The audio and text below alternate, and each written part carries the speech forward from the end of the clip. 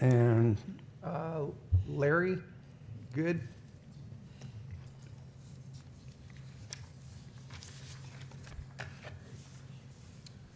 Pass these around, please. Thank you for the chance to address the board today. So I'm the owner of Southwest Washington Surplus. We're kind of a spot for veterans to kind of coalesce around. For the last few weeks, for the last several months, I've been working with the commander of the Washington State Guard, who is Colonel Terry LaRue, on getting a new unit stood up here in the Clark County, Southwest Washington area. In a moment here, I'll turn over to Chief Elliott to talk a little bit about the mission of the Washington State Guard, which is also included in your handouts. The Washington State Guard is a pure volunteer organization which is organized under the Washington Military Department under Title 32 as a military branch of the Washington Military Department. It's headquartered up at Joint Base Lewis McChord in Camp Murray up there in the Olympia area in Tacoma.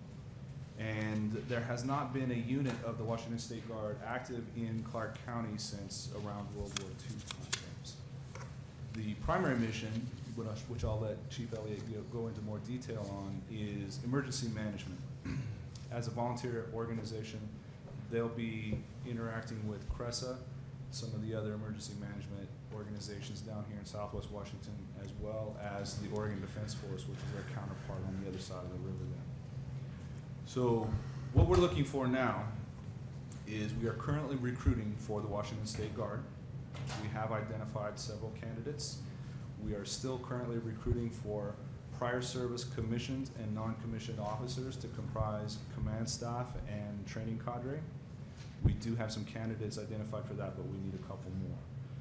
What we're really looking for from the advisory board here today is the ability to socialize this effort to the entire veteran community. This organization is open to non-prior service as well. There's a training program that goes along with that allows them to become professionalized soldiers, to take prior service and retrain them into an MOS that is appropriate to the Washington State Guard, to take non-commissioned officers or enlisted men and promote them into NCO positions, as well as to commission them into officer positions. So there's a standardized, fairly rigorous training program that gets them to that point. What we're looking for, in addition to recruiting opportunities and outreach to the veteran community, is we are hopeful that Clark County can provide some resources to assist this volunteer organization in terms of space and resources. There has been some space identified at the Military Reserve Center over on 4th Plain for headquarters staff. But in order to continue to drill, train, and grow the organization, there's going to be some space that's needed for that. There has been a 501c3 started, which will help to defray some of the individual costs to volunteers because they do train and equip themselves at their own expense, including uniforms and all other gear. So we are mobilizing resources, but we're looking for something that the county can help out to assist with that. Any questions on that portion of it? Is this organization, is it affiliated with the Washington State Guard, but is not a,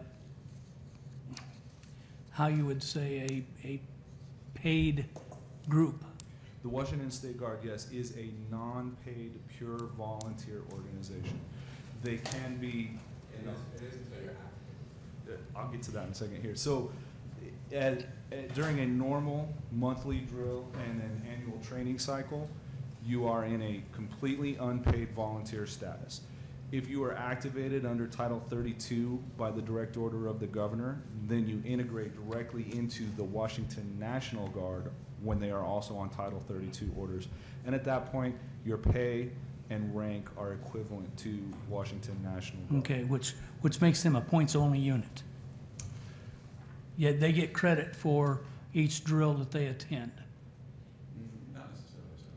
It's actually a little, it's not as, I guess, structured as that.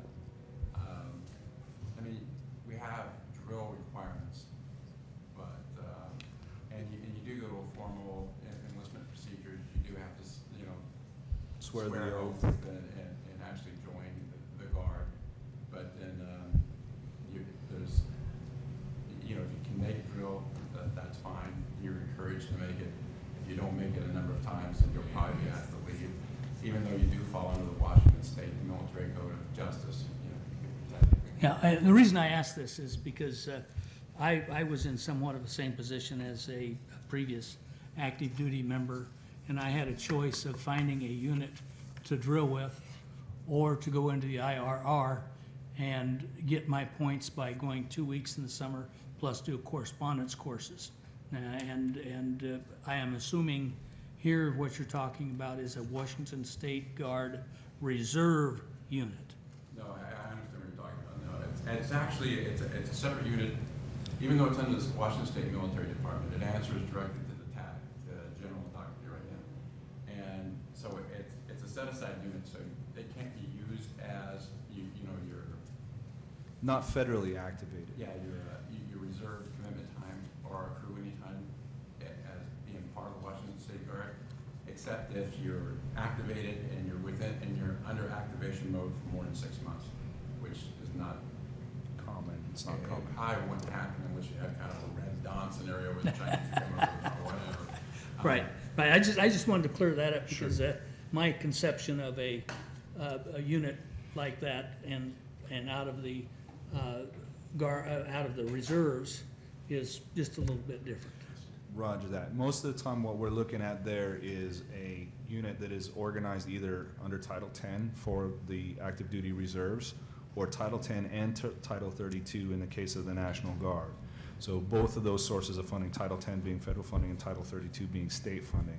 So as a volunteer organization, you would be recognized as an emergency worker for Washington State, get an emergency worker card, and be covered for training and activation purposes against injury or accident on the job going to and from. If you are activated in the case of an emergency and formally activated by the governor, then you would fall under Title 32 orders, just like a Washington National Guardsman on orders for a period of time less than 6 months, which would be Title 32. So it doesn't really count towards a military retirement from a federal point of view at all.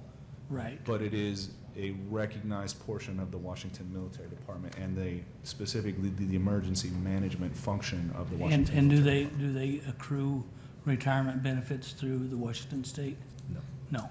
Okay. It's very similar to CERT volunteers or other volunteers that are working in an emergency management function. Okay. Well, actually, one of the missions of the Washington State Guard, because it's actually covered under the Constitution, is that the Washington State Guard was developed to augment the National Guard, the combat portion of the National Guard when it's deployed overseas. When it's deployed overseas, then its purpose is to kind of backfill, because you don't have people that have the capability then to integrate with the Washington Military Department in order to respond to emergencies and or augment. I was with the 101st and I got back from my tour with Afghanistan before I joined the Washington State Guard. And I was kind of wondering what it was about myself.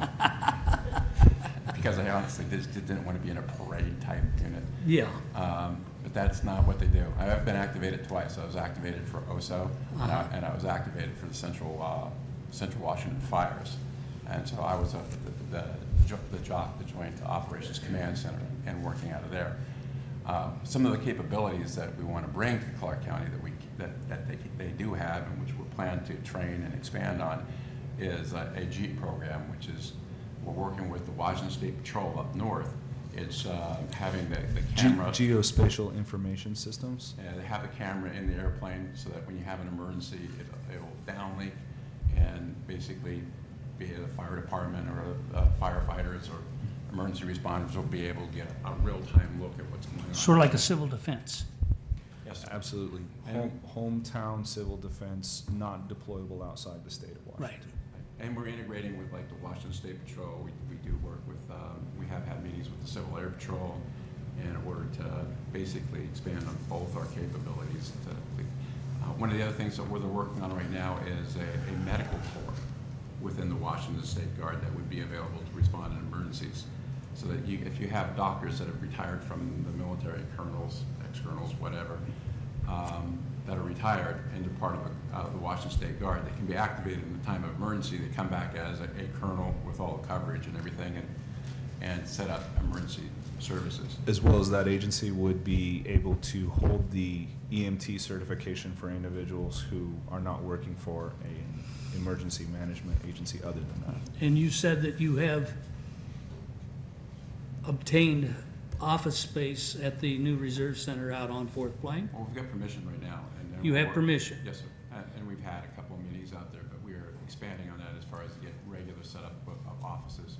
We do need some places to like have exercises. Eventually, we'll probably approach the county for like maybe using a portion of Camp Bonneville in order to do some of that, because that's what they did before. But that's pretty much in the future. We're in a startup phase right now. There is a battalion in Spokane that handles the east side. The brigade's up in, of course, up in Camp Murray, and then we want to start a battalion down here in order to pick up some of the emergency. The big thing they're training on right now is, of course, the big quake, and that's Cascadia Subduction Zone Emergency Plan. and that's one of the things that the Washington State Guard has been integral in doing and working with the Washington State Management Department. So this is an opportunity for veterans to get back into a life of service in the community without sacrificing those community connections to go somewhere else. It's a good opportunity for us to build the emergency management capabilities of Southwest Washington and integrate with other counties outside of Clark County as well. And it's just an opportunity for some folks who haven't had the opportunity of serving in uniform to do so.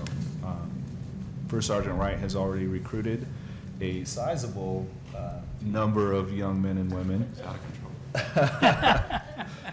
So that's a good thing, but we do need some experienced members to come in and form command staff and training cadre. There's also a civilian support group to the Washington State Guard for those people that either don't meet the age requirement or they have some sort of physical disability, so they can still participate and be a member of the Washington State Guard, but in a civilian capacity and in support roles and such. So we will be building on that capability also. Okay. Are you working with the WDVA to identify people that might qualify? I'm in contact with them, but we haven't gotten to the point of actively recruiting through them yet. I have talked to the WorkSource folks, specifically Mr. Ellers, who's over there in Clark County doing the veterans outreach through WorkSource. You know, obviously, this is an unpaid position, so that doesn't help some of those folks as much as it might. No, it doesn't. But we certainly hope, and from my own experience in the Air Guard, I find that this kind of networking tends to help veterans find jobs. So that's another aspect to it, that folks can get trained in emergency management. And that's a growing field of endeavor all over the country these days. So they would gain experience that might help in that. As well as, I've talked a little bit, some of you folks are on the CMAC committee, and I've been working with you folks to do some things like that. I've got another quick presentation about the Veterans Ball going on in February. Well, in my position, which ends in January 1st, I get to sit out there with the rest of the people and give the people up here a bad time. But as far as I know, and I can ask Rebecca here to go, and I'm sorry I'm overriding in. you there, Greg, but we can go and ask if there's any county facilities available, but it would be up to the commissioners to provide those facilities, whether we approved or disapproved those that action or not. It's still up to the legislative authority of the county to volunteer to provide facilities. I spoke with Mr. Medor earlier this week, and he was sympathetic to the idea, but obviously needs to see more information and how it all plays out. So I think that I've spoken with Mr. Milkey in the past. I haven't spoken with Ms. Stewart yet, but those are the kinds of outreach efforts that we're working on, and obviously with the board here having those relationships already, that would be helpful to reach out to those folks. Well, I think you will find that both Commissioner Bador, Commissioner Milkey, and now Commissioner Stewart will be very pleased to support such an organization. I don't think it's within our ability to do such. And there you'd have to check with the community services and see if it is. But we can speak for you, but we can't offer you anything. Yes, sir. Understood. And when I talk about needing resources, I'm socializing the need for resources. I'm not expecting an answer right now today. I understand that there are channels and procedures and processes to go through. So right now, my business is actually donating some space for meeting room and training opportunities, as well as I expect I'll be training some of those folks on some of their emergency operations roles, like their ham radio technician classes and stuff like that.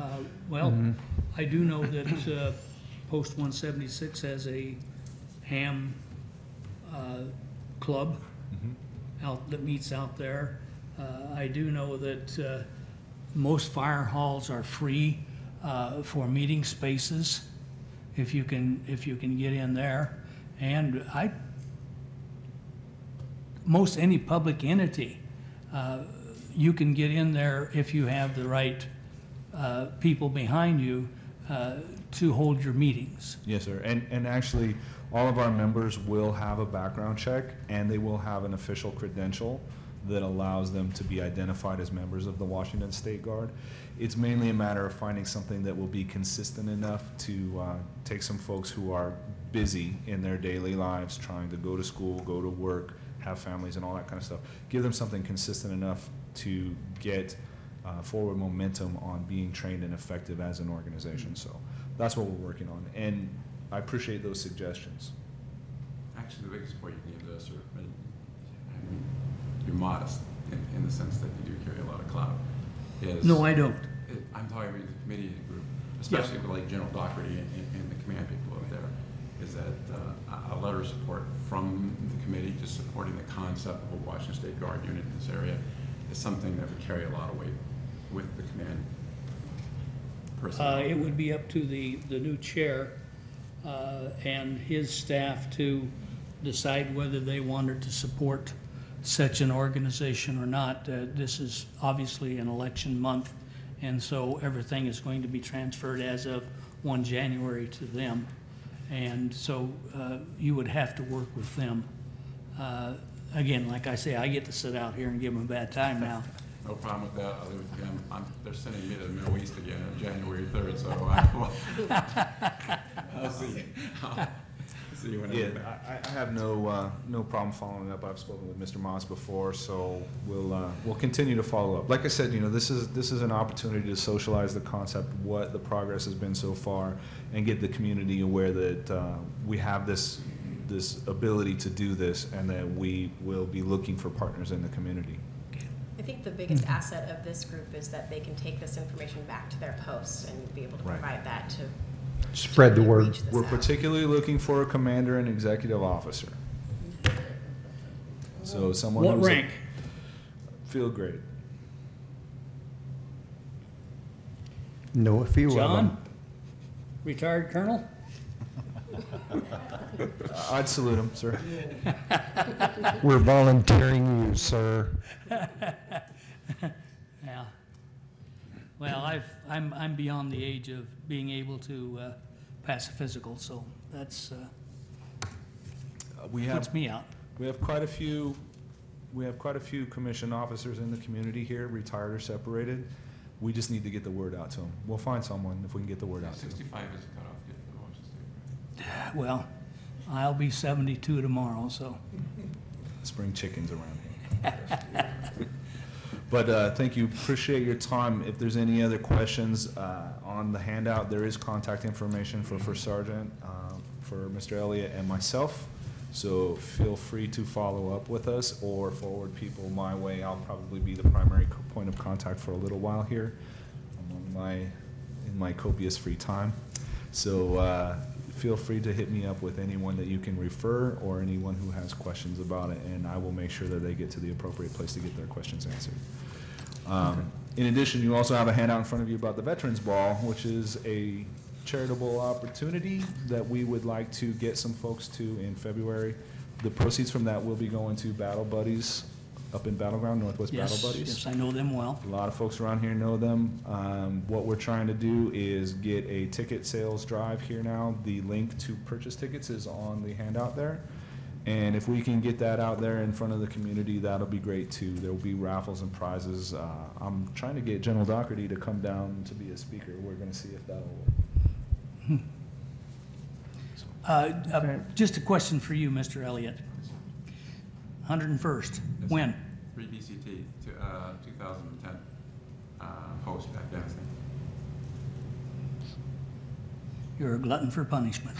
I guess so, sir. All right. Thank you, everybody. Appreciate your time. Thanks for your service, sir. Thank you, gentlemen.